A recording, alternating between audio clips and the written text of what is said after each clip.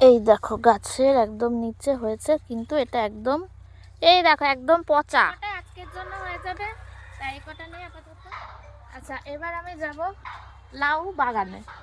আমাদের লাউ বাগানটা দেখে নাও কি সুন্দর, মাচার উপর হয়েছে। এবার আমি যাবো আস্তে আস্তে। এবার এইটা হচ্ছে কাটতে হবে, জানি ভাব করে করতে পারে।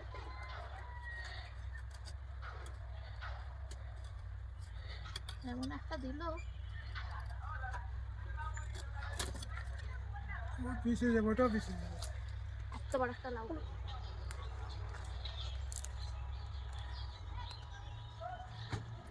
এই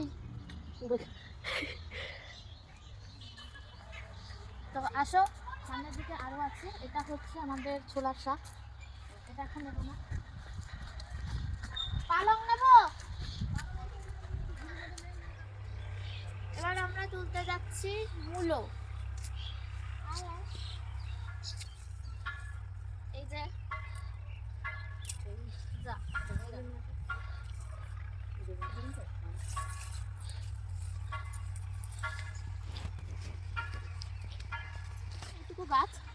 এইটুকু গাছে এত বড় একটা সুন্দর বেগুন হয়েছে, তো এটাও আমি এখন নিতে চলেছি।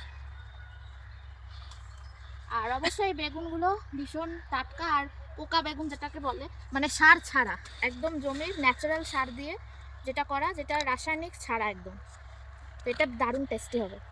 চারিদিকে দেখতে পাচ্ছ পুরো বরবটি ছড়াছড়ি, মানে পুরো লাইনটা দিয়ে বরবটি হয়েছে। তো আর লোক সামলাতে না পেরে দেখো লাল লাল সুন্দর বরবটি এবার আমি কালেক্ট করবো।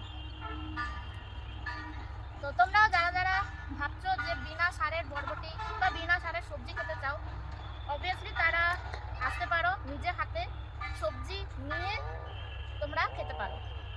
এখানে কোনো রকম রাসায়নিক সার ইউজ করা হয় না, সম্পূর্ণ গোবর সার। মানে এদিক ওদিক যেতে হবে না, হাত বাড়াবে, হাত বাড়ালেই চলে যাবে।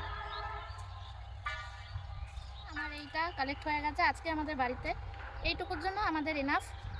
আর সবথেকে ভালো যে আমরা এই এখনকার যুগে এরকম টাটকা সবজি পাচ্ছি। মানে হ্যাটস অফ আমার ঠাকুমাকে যে এই জমিটা রেখেছিল আমাদের জন্য, এবং হ্যাটস অফ আমার বাবাকে যে এই জমিটাকে ইউটিলাইজ করেছে এত সুন্দরভাবে। তাই জন্য নেক্সট জেনারেশন বা পরবর্তী জেনারেশন যাতে ভালো থাকে, সুস্থ থাকে, সেই ব্যবস্থা করা হয়েছে। তো তোমরা যদি কেউ এই ভিউটার আনন্দ নিতে চাও বা এই সবজিগুলো খেয়ে দেখতে চাও, তাহলে একবার এসে ঘুরে যাও।